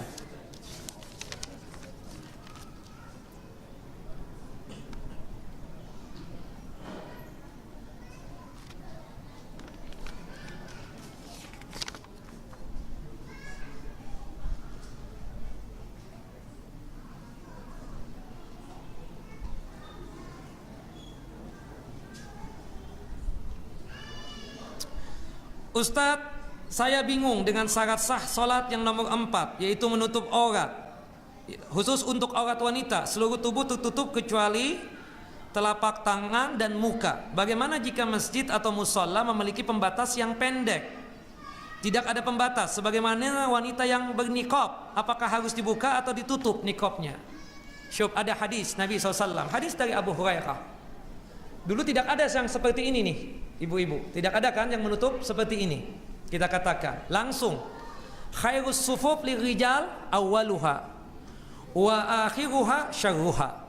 Bahwasanya sebaik-baiknya sop untuk laki-laki di mana? Di depan. Paling jeleknya di mana? Di belakang. Tapi sebaliknya untuk wanita, khairus sufuf linnisa akhiruha wa syarruha awwaluha. Sebaik-baiknya sop untuk wanita di mana? Di belakang. Paling jeleknya di depan. Tayyib, bercampur kan karena melihat oh si fulanah nih, oh si ini nih, atau terganggu kan? Maka kita katakan melihat enggak? Melihat kondisi seperti itu, Ibu. Ya, makanya kan kita kalau misalnya laki-laki terpengaruh dengan wanita, godul basar, tundukkan pandangan. Nah, makanya kalau kita berbicara tentang keumuman, Syub, mayoritas ulama mengatakan seluruh tubuh tertutup kecuali muka dan telapak tangan. Apalagi ketika sholat Rasulullah mengatakan, ya kan, dibuka, ya, kecuali, ya, apa, seluruh tubuhnya tertutup kecuali muka dan telapak tangan. Nabi yang mengatakan itu, Nabi Muhammad yang mengatakan demikian, ya. Makanya kita kan alhamdulillah tempatnya tersendiri nih, ya. Mudah-mudahan moga-moga tingkat nanti. Jadi perempuan di atas semuanya, perempuan di atas semua. Jadi nggak ada fitnah sudah. Nah, kalau sudah di atas terpisah, ya, ibu-ibu bagaimana sikap ibu-ibu? Dibuka nggak penutup mukanya itu? Ya, dibuka. Seluruh tubuh tertutup, ya. Perempuan sama perempuan, gimana ini? Ya kan? Kita katakan jadi heran nanti kalau kita sholat malah menutup. Yang kita hadapi Allahu Jalla Jalaluh, Allah Subhanahu Wa Taala yang kita hadapi. Ibu, syuk, insya Allah laki-laki di sini nggak ada yang ngintip-ngintip ibu-ibu, nggak ada. Subhanallah, jangan ini kita jadi melanggar hadis Nabi SAW. Jadi melanggar hadis. Nanti saya ngomong ini dikomplain lagi nih. Oh, saya tetap punya keyakinan. Subhanallah, bahwasanya afdal, utama kalau dia menutup mukanya afdal, tapi tidak di dalam sholat, tidak waktu dia ihram haji atau umrah. Tapi kalau di luar dia afdal menutup mukanya, afdal. Tapi bukan berarti menyalahkan orang yang membuka. Kenapa? Karena hadisnya, hadis Asma tadi sangat jelas. Wahai Asma, perempuan kalau sudah balighah, hendaknya seluruh tubuh ditutup kecuali muka dan telapak tangan. Ketika kasusnya Fadl bin Abbas melihat perempuan, dia tertarik, Rasulullah memalingkan mukanya Fadl bin Abbas. Kemudian kita lihat tidak ditegur tuh perempuan. Subhanallah, ketika kasusnya Rasulullah memberikan wasiat dan nasihat habis salat Id, memberikan wasiat khusus untuk wanita.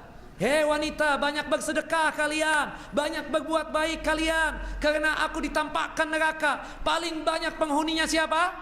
Para wanita. Berdiri seorang wanita, digambarkan wajahnya begini dan begitu, ya kan? Digambarkan. Rasulullah tidak menegur, kenapa kamu nggak tutup itu wajah, ya kan? Seperti itu. Jadi kita katakan, wallahi demi Allah, saya cuma menyampaikan ilmu, ya, cuma menyampaikan ilmu. Jangan merasa heran dengan hal seperti itu. Dalam sholat seluruh tubuh tertutup kecuali apa, ibu-ibu? Apa, Bu? Muka dan apa? Telapak tangan. Nabi yang mengatakan itu, ibu, bukan saya. Rasulullah. Bayangkan kalau ibu sholat dalam kondisi bercadar, menutup juga kedua telapak tangan, menyelisih sunnah enggak? Menyelisihi. Seperti itu. Jadi sekali lagi, auratnya wanita itu apa? Seluruh tubuh tertutup kecuali muka dan telapak tangan. Makanya kalau laki-laki yang terfitnah, anjurannya apa? Ghadul basar, menutup apa, menundukkan pandangan. Itu perintahnya Allahu Jalla Jalaluh. Seperti itu. Nah, wajah ini aurat nggak, Bu? Ibu, aurat nggak wajah, muka? Kalau aurat, bagian aurat apalagi mulut. Ibu nggak boleh tanya, iya kan? Suara, Iya kan? Seperti itu. Nggak boleh tanya sama ustadz, telepon ustadz, ustadz undang ustadz, nggak boleh. Kalau ibu katakan wajah itu aurat. Cuma kalau sekiranya khawatir fitnah, takut fitnah, apalagi laki-laki terfitnah, maka ditutup seperti itu. Dan laki-laki yang terfitnah, bapak-bapak ya, kalau kita terfitnah dengan perempuan apa? Kedul basar, tundukkan pandangan, seperti itu. Termasuk ibu-ibu juga, kalau terfitnah dengan seorang ustadz misalnya, ibu melihat kan nggak boleh. Kalau ibu terfitnah bagaimana? Apa yang ibu lakukan? Apa bu? Apakah perlu saya pakai cadar? Ibu tundukkan pandangan, seperti itu. Terfitnah, iya kan, seperti itu. Jelas ya? Jadi sekali lagi, untuk syarat sahnya ibadah salat yang keempat, khusus untuk auratnya wanita apa? Seluruh tubuh tertutup kecuali apa? Muka dan telapak tangan. Apalagi salatnya di rumah ibu. Yang paling bagusnya di rumah itu bagian rumah apa? Kamarnya ibu. Seluruh tubuh tertutup kecuali muka dan telapak tangan. Kalau di kamar pakai cadar juga, ya Allah ya Rabb, kita katakan gimana dia tersebut menyelisih. Kalau mungkin di masjid atau waktu ihram, waktu tawaf, mungkin ada laki-laki yang mau melihat dia, mungkin. Makanya apa yang dilakukan oleh istri-istri Nabi atau para sahabat-sahabat yang bercadar, ketika lewat sekelompok laki-laki, kami tutup wajah kami. Ketika misalnya laki-laki itu sudah, atau sekelompok laki-laki itu sudah melewati kami, kami buka lagi wajah kami ini. Jelas ya? Itu hadisnya sahih dari ibunda Aisyah radhiyallahu anha. Ibunda Aisyah yang mengatakan itu, ibu-ibu. Wallahu a'lam. Tapi saya rasa cukup ya. Insyaallah sebentar lagi asar. 5 menit lagi asar. Insyaallah kita lanjut lain kesempatan. Wallahu a'lam, mudah-mudahan bermanfaat. Insyaallah bulan depan kita akan membahas bab yang ke-12, yaitu tentang shaf salat, Wallahu a'lamu bis-shawab. Wa sallallahu nabiyana Muhammad wa ala ali Muhammad kama sallaita ala Ibrahim wa ala ali Ibrahim innaka Hamidun Majid. Wa barik ala Muhammad wa ala ali Muhammad kama barakta ala Ibrahim wa ala ali Ibrahim innaka Hamidun Majid. Subhanakallahumma wa bihamdika asyhadu an la ilaha illa anta astaghfiruka wa atubu ilaik. Assalamu alaikum warahmatullahi wabarakatuh.